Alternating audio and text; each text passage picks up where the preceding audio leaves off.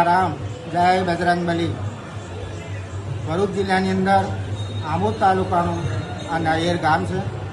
આ નાયર ગામની અંદર 150 વર્ષ જૂની આ હનુમાનજીની પ્રતિમા આકસ્મિક નીકળવાથી એને અમે પ્રાણ પ્રતિષ્ઠા કરીને શિખરબંધી મંદિર બનાવીને એની અંદર પધરાવેલી છે।